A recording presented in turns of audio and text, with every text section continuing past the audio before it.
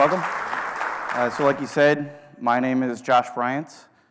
I do things and I know some stuff, but that's more than enough about me. I have only a little bit of time to talk to you and a lot of stuff to get in here. So to start off with, before we can hunt a web shell, we need to know what it is first. I'm sure most of you are probably pretty familiar with them. This is actually the longest block of text I'm going to have in this entire presentation. So this is what the United States Computer Emergency Response Team had to say about web shells. Key point here is that it's an APT. I know if you're playing the buzzword bingo, somebody already stole that one from me, I think, first talk this morning. So how many of you have seen this particular web shell before? All right, looks like, oh, that guy has. All right, we need to talk later then. This web shell was used in an APT campaign. A couple of my colleagues found it, and it's kind of what inspired me to do this talk today, was they were asking me, hey, Josh, we found this on an Exchange server. What else should we be looking for here? At the top of this here, I want you to pay a little bit of attention to the path that you see up there, because it's going to come up later when we actually start doing some hunting. So this is while I've only seen this particular shell one place, like I said, it was used in a targeted campaign. It is pretty standard representation of web shells in general. You can see that there's a lot of different just basic web form things that we can do on here. I can execute some commands. I can upload files. I can see that there's some things on here for SQL, which is not interesting at all when it comes to Exchange, but still being a backdoor into the environment, I can execute against any SQL servers that I might find there. Now you notice the second box down there, these attackers actually cared a little bit about security, possibly more than some of our customers do, as they've password protected their web shell. It's currently red, and if I were to try and use any of the other functions on this shell without entering in the correct password, it just does nothing. Now here, I've entered the password in, which I had to reverse from the shell, and I'm executing the whoami command. You can see that because this is running on an Exchange server, under the w3wp.exe process that OWA and everything runs under, I'm running as NT authority system. Now, in an environment that has Exchange, this is an extremely powerful privilege. I am like barely half a step below being a domain admin right now just by having this privilege on an Exchange box. I can give myself permissions to pretty much anything else in the environment, only exceptions being anything that's protected by the admin SD holder property in Active Directory. So I can't make myself a domain admin, but I don't necessarily care to because I already have access to a lot of interesting information. Another function in this shell here, I'm just showing that I can upload a file. And the very interesting one down at the bottom is a time stomping function. So here I'm just telling it to copy the timestamp from the legitimate error page and then change the web shell to match all the other files in that directory here. So here's just showing what it looks like behind the scenes on the server. I've highlighted it so it's pretty easy to figure out which one is the web shell and of course the other file that I uploaded that doesn't belong in there. But if I didn't know what to look for here, error EE looks very close to error FE. It's kind of a little tricky way to hide in there. All right, so now that we know what a web shell looks like, let's actually go hunting for them. And before we do that, I want to mention, if you've been living under a rock or haven't been to another security conference in the last year, you might have missed this, but attackers tend to think in graphs. So to start our hunt, we're going to try and think like an attacker or think like our prey. And I'm going to go through a couple of different attack graph scenarios to kind of show how the web shell might get implanted on the Exchange server in the first place. So here in our first scenario, this is what every attacker really wishes they could do, is they're going to go directly for the Exchange server. And in our environment, we have a domain admin that's just like Oprah. You get domain admins, you get domain admins, you get domain admins, and you get domain admins. He's using his credentials everywhere because he's never, ever heard of credential hygiene, very typical for most environments. So here our attacker, again, is going directly for the Exchange server. This case being a front-end server, we're going right after OWA. He might try a lot of standard techniques to get on there. SQL injection isn't going to do us a lot of good because Exchange doesn't run on SQL. Remote file inclusion, a possibility, but very unlikely. As far as I could find, there aren't any remote file inclusion vulnerabilities in Exchange itself that could lead to a web shell implantation. Another one could do some cross-site scripting. There have been a couple of cross-site scripting vulnerabilities in the history of Exchange, but again, none of those could really lead to implanting a web shell. Might try local file inclusion, but really the one that's going to be most likely to succeed, if at all, is going to be some remote code execution vulnerability. However, it's probably not going to be something in Exchange itself. It's going to be something on the operating system that we're running on, or possibly with IIS. So here, they've gotten lucky and just happened to find an RCE. We go in, implant our web shell, and because you saw how the domain admin behaved in this environment, just going to do a little credential theft here, and it's a quick hop over to our domain controller. Again, that's a triangle representing Active Directory there. It's not a pyramid. And now they've very easily owned the entire environment. Now, this is how a lot of people think that this sort of thing happens. It is a plausible scenario, but again, a very unlikely scenario. So let's look at something that's much more likely to happen, how our attacker is going to get in here. Going to start off like many attacks do, send a nice little phishing email. And of course, our user absolutely loves attachments and is more than happy to enable macros for our attacker here. So now we've gained our initial foothold into the environment, but this one user is not very interesting to me. I want to get a little bit further, so I'm going to cause a little bit of mayhem on this. Help desk answers the call. This environment is a little bit better than the last one. At least they're not using domain admins everywhere. But this guy does have a higher level of privilege than our normal user. He just so happens to also administer this file server over here. And this is how they're more likely going to get to the Exchange server. So from the file server, he finds a misconfiguration. It could also be that this guy just happens to be an Exchange admin, but let's say he's not. He finds a misconfiguration where from this file server, he can drop his web shell over onto the Exchange server. So from there, again, he has not been able to obtain domain admin rights, but who cares? We're going to implant my web shell, and then I'm going to bounce around to all these other servers that I very easily have access to just by gaining that system level privilege on Exchange. So sometime later, attacker's been active in the environment. We trigger our AV or some other signature-based nonsense. Yep. Security Kai comes in and wipes out, well, everything that he thought of, right? But you might notice that he missed one little thing there. The web shell did not get caught because it's typically not going to get picked up by AV. Any of the other ones I've looked at out there, you don't see them showing up in the AV signatures.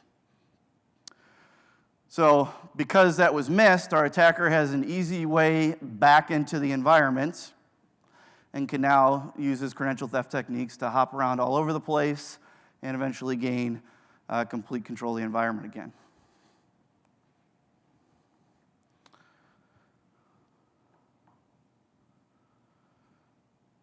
To start our hunt, the first thing we need to do is figure out where our log files are.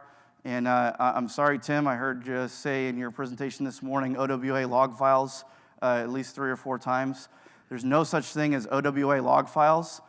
Exchange has a plethora of logs available to you. You can log everything under the sun inside of Exchange. When we're talking about OWA, though, what we really mean is IIS logs. So if you've ever done any sort of web shell hunting before, you're already ahead of the game when it comes to hunting them on Exchange, as long as you can get into your mind that I'm just dealing with a web server. I'm dealing with IIS.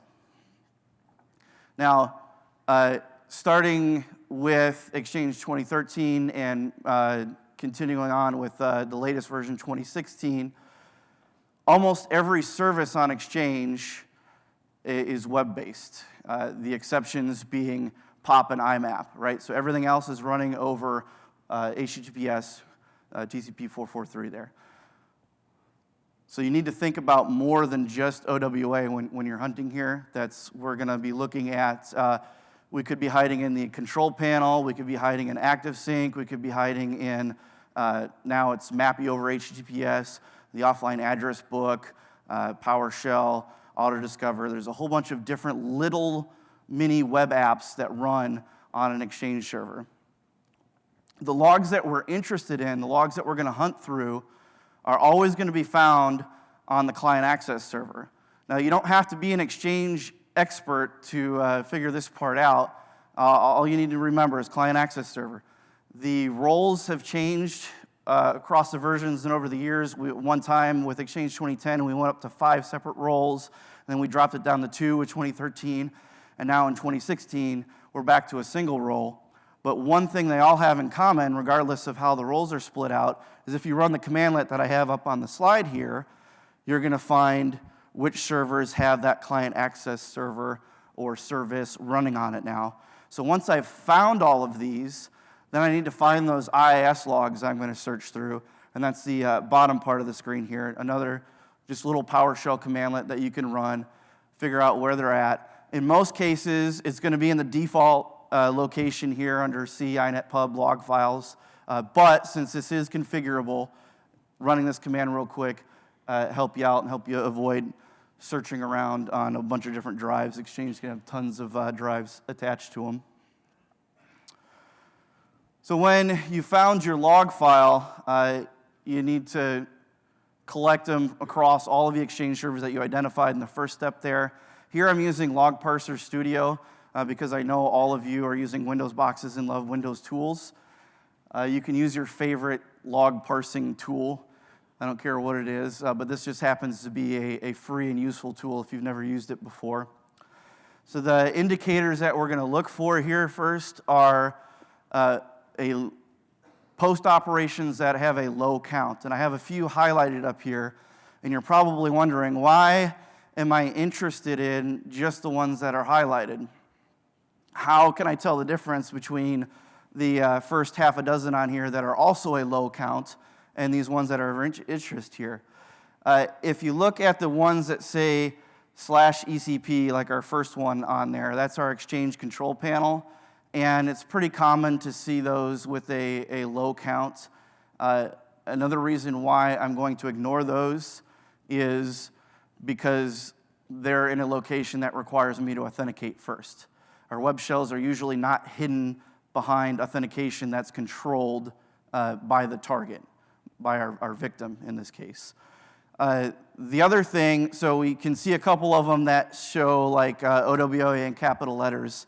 I don't have it in my screenshot here, but if I scrolled down and looked in this log, I would see that exact same URI just with lowercase, right? So all that this is that somebody typed in the URI in their address bar differently a few times versus the majority of people that accessed it with the lowercase setting that you'll see a very high post count on it.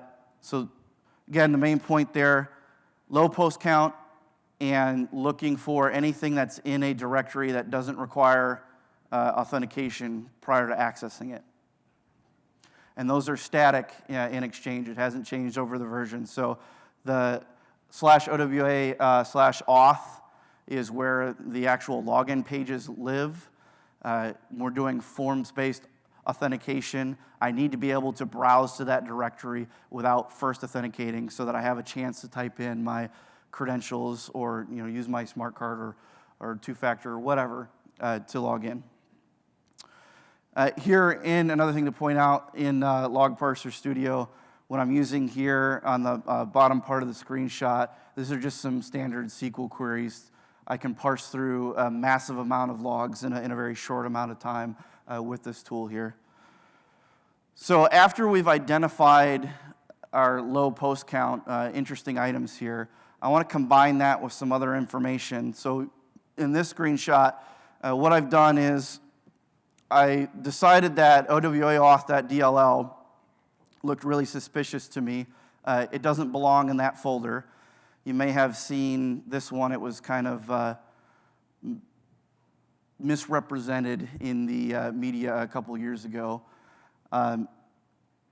Colleague of mine asked me to look at these logs, and I kind of sanitized them here to use in this presentation. But to combine what I found from my first search, now I'm looking at the user agent string, and this user agent string stood out because it's telling me that it's a mobile device.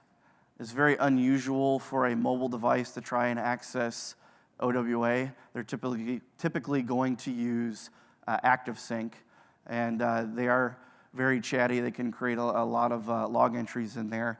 The second thing is, if I looked at the bigger log picture here, it doesn't really match any of the other entries in the log file. It's not a standard user agent string that any of the legitimate users in this environment are using. So I'm going to combine these two sources of information with a third source here, and that's kind of looking at the big picture and mapping it up to my users, right? So I know that first highlighted thing here, I have a post operation to OWAauth.dll, which is highly suspect, with my highly suspect user agent, and I map that with the next line down and see that, okay, the very next thing that happened in the log file here was this user logged in. So now I know that this is a compromised user, and I might have already had this information from another source during my hunt, right? One of my teammates may have identified that hacked user 1 here was phished. In this log file, though, which I don't have in the screenshot, there was actually a handful of other users, all with the same user agent string and same bizarre behavior going on inside of the log file. So after we've identified our compromised accounts, one more thing I want to show here on how to kind of track abnormal behavior and differentiate between regular user behavior and our attacker's behavior here. This was a CSV file that was a snippet of a log. I didn't have the entire IIS log to look through on this one that a colleague sent me. And what I have the arrows pointing at here and highlighting is the client ID. Now, this is only present in later versions of Exchange. I think this came from a 2013 server. But this client ID is the server-side representation of the cookie. So this persists until the attacker, in this case, or the user, if we're looking at regular user traffic, clears their cookies. Attackers tend not to do that, surprisingly. So this gave us a huge clue here. Adding it with the other bits of information tracked all sorts of activity through these log files.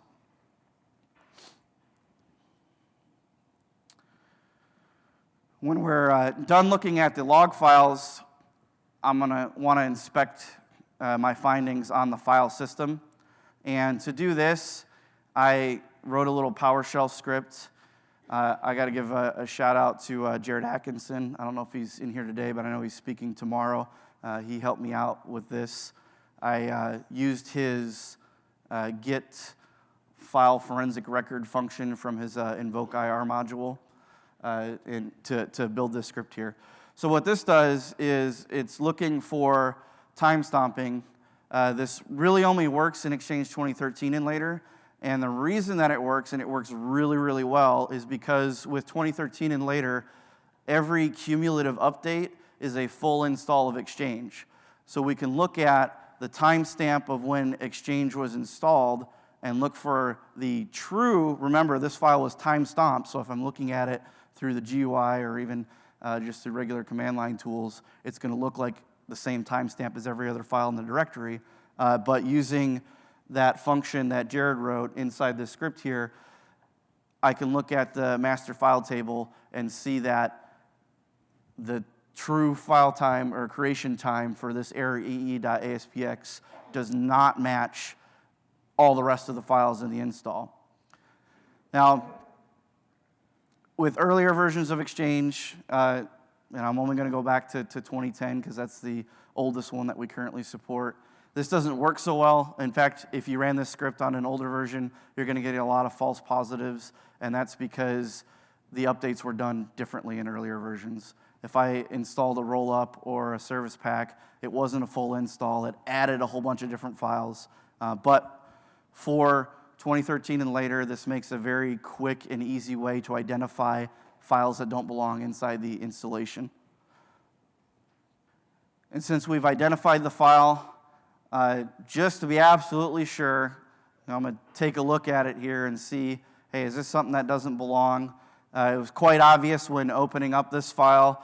You'll kind of notice in here, if you look real closely, there's a lot of base 64 encoding and obfuscation that looks kind of out of place. I also found this SHA-1 string here, and that looks strangely like a password. You'll see that they named it in this Webshell string PP. A little bit more inspection shows that this was indeed the SHA-1 encrypted password. Here's the function that calls to it. So that's how I was able to find what the password was to unlock the shell. And it's very easy to overwrite that string and create my own password for it too, even if I couldn't reverse the SHA-1 encryption on there, which is super easy to do. So with that, back to another attack graph scenario. Here, our DFIR expert is going to start the investigation on the Exchange server and kind of work their way from there. I bring this up as something to do, even if your investigation doesn't start there. If you have Exchange running in the environment, it's very quick and easy, as you've seen, to just search through the logs, run the script, or look for the things that are out of place, and kind of work your way back from here. So here now, using everything that we just learned, we find our unusual post operations. Looks a lot like a web shell.